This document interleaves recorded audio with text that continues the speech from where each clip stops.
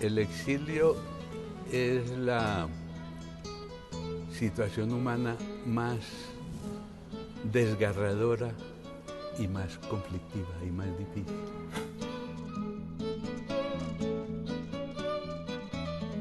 Yo he sido hispanófilo,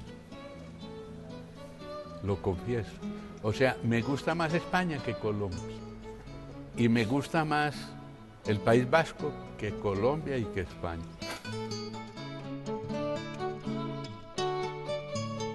Carlos tenía una potencia poética que creo que no ha habido en Colombia, pero no alcanzó, creo yo, a una máxima expresión poética, por falta de cultura. Nosotros no leemos porque se nos daña el estilo. Yo oí eso de Manuel y de Carlos, que no leían porque se les dañaba el estilo. Un absurdo, entonces no leyeron.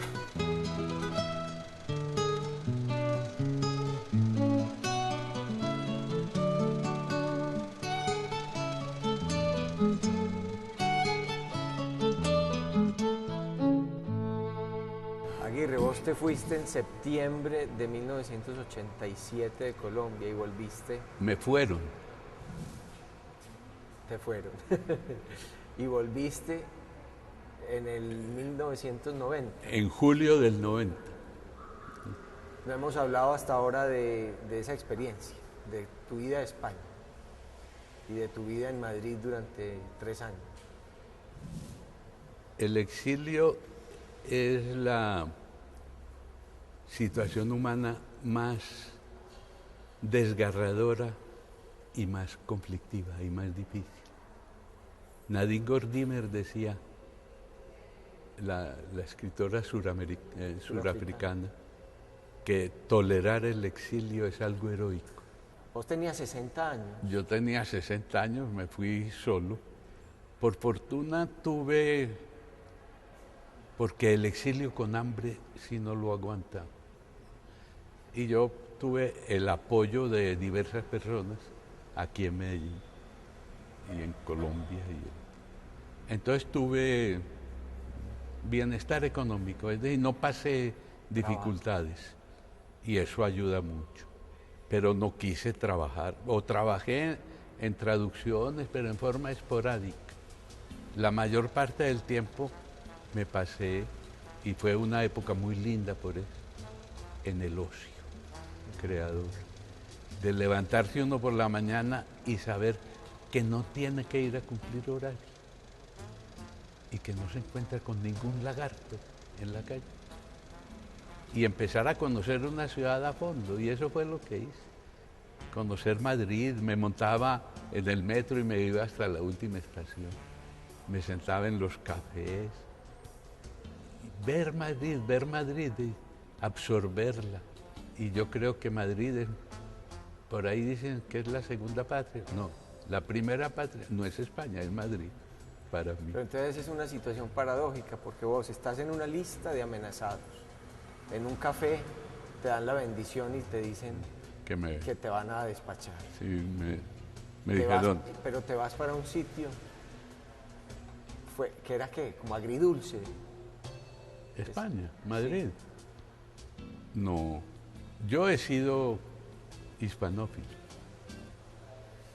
lo confieso. O sea, me gusta más España que Colombia. Y me gusta más el País Vasco que Colombia y que España. O sea, no era un país agridulce. Madrid es una ciudad encantadora. Pues el verano y el invierno son muy fuertes, pero los cines, y en ese momento que había ya pasado hacía años, el franquismo, Madrid desde 10 años atrás tenía un resurgimiento en todo orden. Entonces las conferencias de filosofía o de historia en la Complutense, en el Centro de Bellas Artes, era muy rica la vida intelectual. Y el cine, prodigioso. El teatro también, pero el teatro no nos gusta.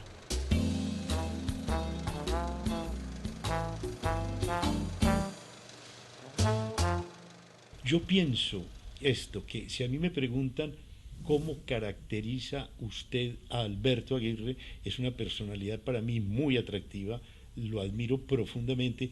Yo diría esto: no hay en Colombia un hombre más libre que Alberto Aguirre, porque lo que dice, lo que piensa, además está a tono, acompasado con su modo de vida.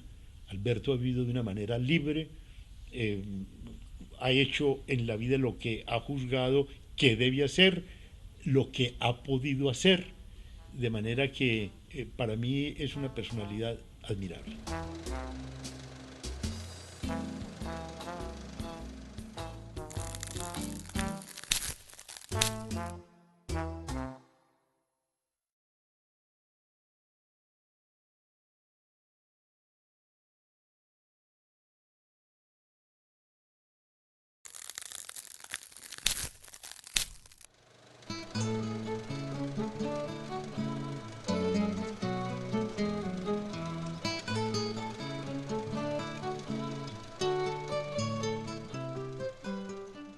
Entonces, visto desde ahora, es un exilio bueno. Sí, para mí fue una experiencia grata en globo, y creo que había momentos de angustia.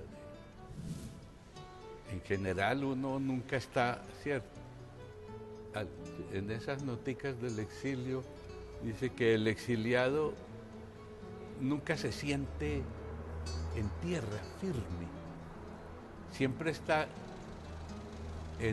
como en una sala de espera, esperando que digan por los parlantes, por los altavoces: pasajeros para Medellín, favor pasar a bordo.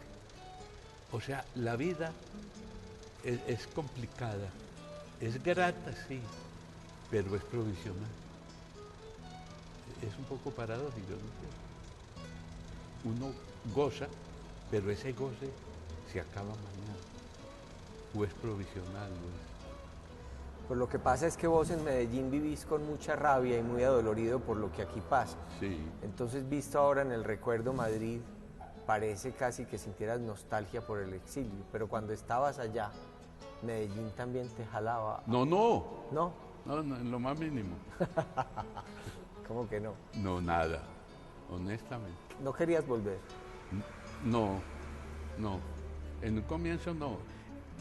Recordad que el hombre es un proceso. El hombre es hoy una cosa y mañana es otra. Entonces yo cuando fui, lo que quería quedarme y gozar y mirar y pasar el tiempo. Y no tuve, me abroquelé para no tener lo que yo llamo la nostalgia de la arepa,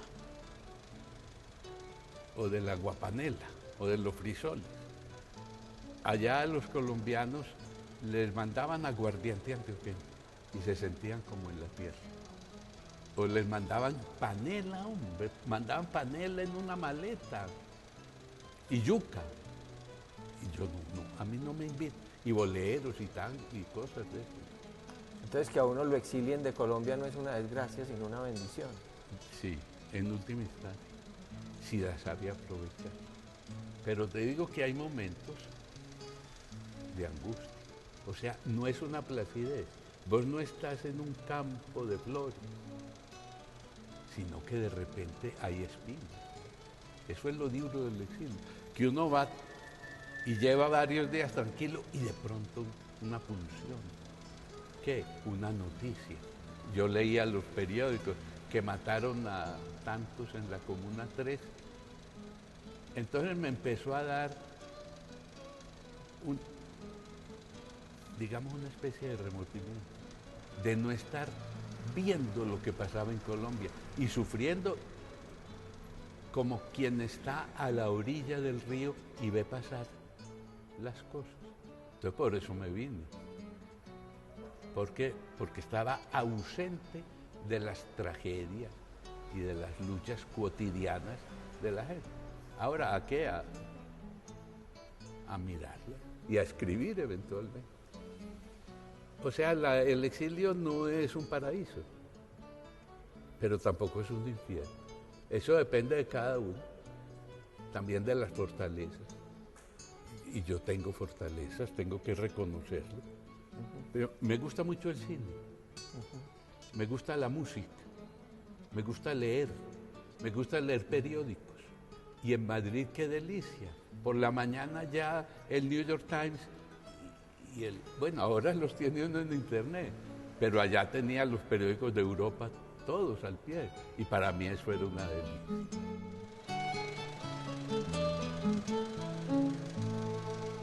Cuando él se exilió, cuando él salió a España, yo yendo a festivales europeos, una vez viniendo de Cannes y otra vez que iba para San Sebastián, compartí 2 años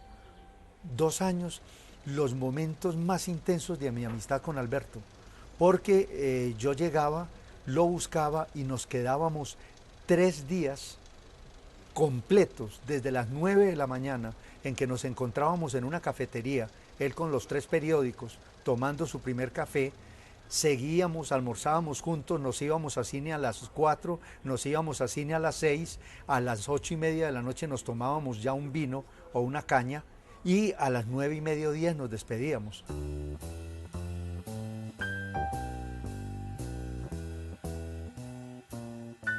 Este tenía, cuando estaba en la Bolivariana, un periódico que llamaba El Paredón. Era crítico, cínico, muy bonito. ¿Cuántos ejemplares sacaban? Por ahí 6 o 7 sacamos. Sí. Sí, mucho. Y hay un artículo que llama La metida del Papa. Metida de Papa. De Papa. Muy crítico, muy... Burletero. Burletero del Papa, ¿no? Entonces en la Bolivariana los suspendieron inicialmente. Eran 4. Echavarría, Diego Medina y Diego Medina. Y Alberto Echavarría. Sí. Entonces los suspendieron por eso. Y fueron a mi oficina, ¿te acuerdas? Esa fue la vez que nos conocimos. Yo tenía mi columna, que vea lo que había pasado para si yo creía oportuno escribir. Entonces dije, sí, escribo, pero les advierto que los van a echar. Si yo escribo, los echan. Si yo escribo, los echan. Y entonces dijeron, no nos importa. En efecto, escribí un artículo criticando la intolerancia de la bolivariana, todo, pues. Y en efecto los echaron. Pero a mí también me echaron. De Radio Bolivariana, ¿cierto? Yo tenía programa de cine hacía 8 años en Radio Bolivariana. Y me llamó Mesa, que todavía está ahí, y me echó. Me dijo, me siento mucho, pero me dijo Monseñor que tu programa no podía seguir. Bueno. O sea que nos hemos encontrado en pleitos. Y lo otro, pues, cuando estaba yo en España, Héctor estaba en Italia, en Turín, era profesor ya de literatura. Entonces pasé 8 días, me invitaron, pues, fui para allá. Y estuve 8 días. Un amigo de él le prestó un apartamento. José Manuel Martín Morán, sí, en español. Porque a mí no me gusta dormir en casa ajena ni con muchachitos chiquitos por ahí. Entonces yo dormía. Y allá en el apartamento de pues esto fue en el año 88. 88. Pues así es. Un día me dijo, hombre, yo estoy escribiendo pues yo no sabía, ni este había publicado nada en su vida. ¿No es cierto? No había nada. Yo estaba escribiendo y como muy tímido y muy inseguro, ¿no? Todavía estás inseguro. Entonces, léelo, eran cuentos, ¿no es cierto? Sí, cuentos. Entonces, me acuerdo mucho, él se quedó en la cocina y le dijo, quédate aquí. Y yo me fui para la sala a leer,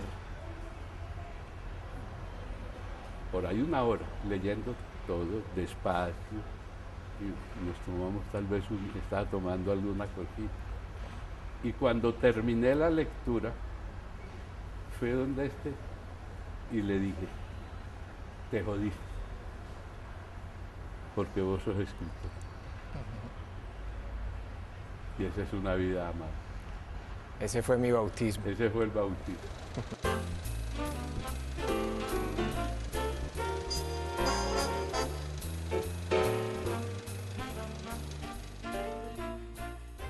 De Manuel Mejía Vallejo fuiste buen amigo. Mucho. Lo conociste en Medellín. Sí, éramos y ahí entra también Carlos, ¿no es cierto?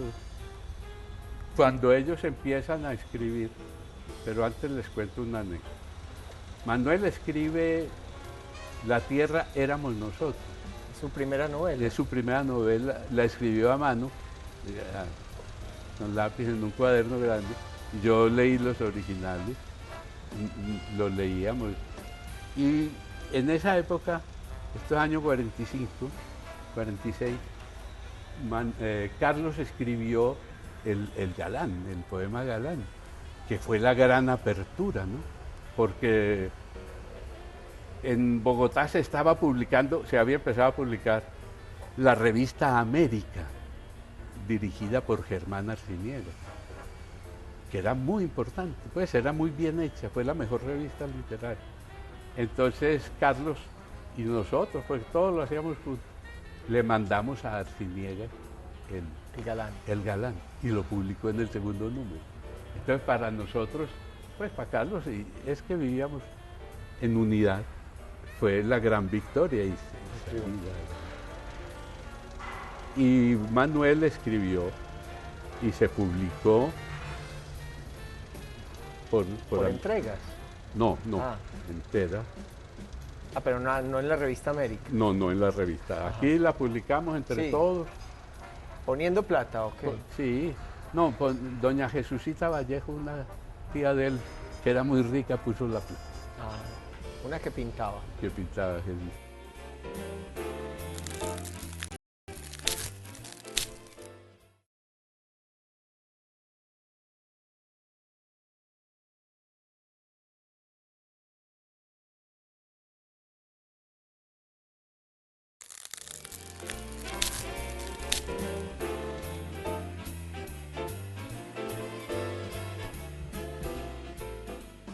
Entonces éramos muy amigos y seguíamos, pero ellos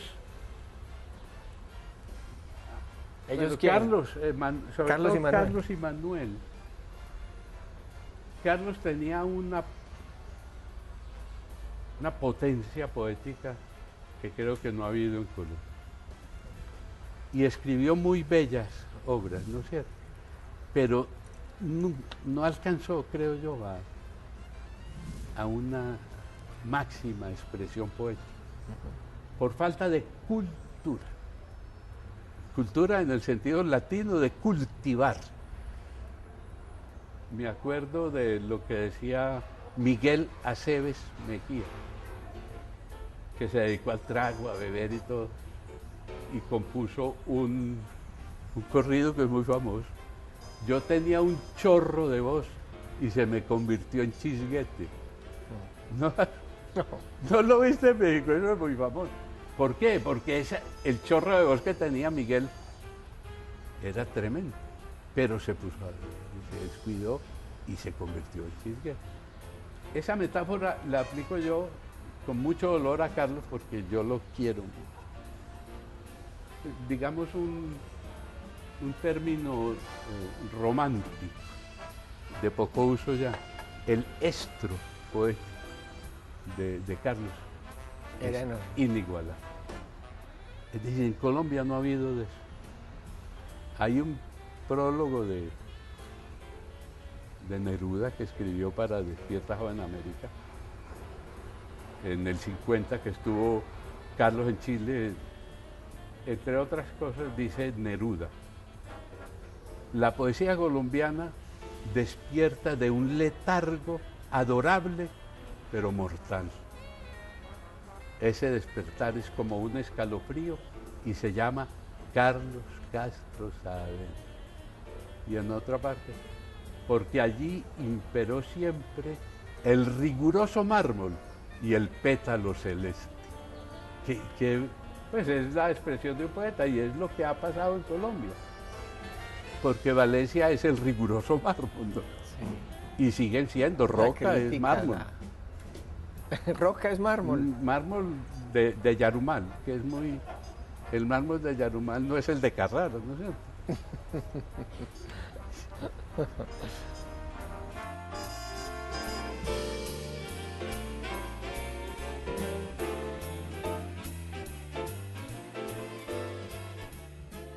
Ahora, Carlos, no...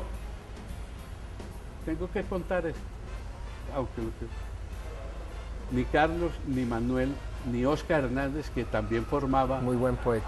Gran poeta, gran escritor, sigue escribiendo en el colombiano muy mal.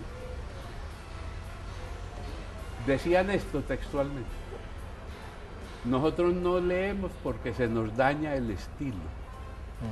Yo oí eso de Manuel y de Carlos, que no leían porque se les dañaba el estilo.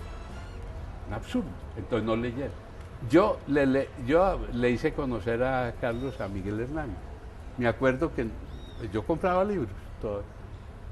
Nos sentábamos en el Parque Bolívar y yo le hice conocer a Carlos, a César Vallejo y a Miguel. Y fueron importantes. Se nota la influencia. Y se nota en la influencia.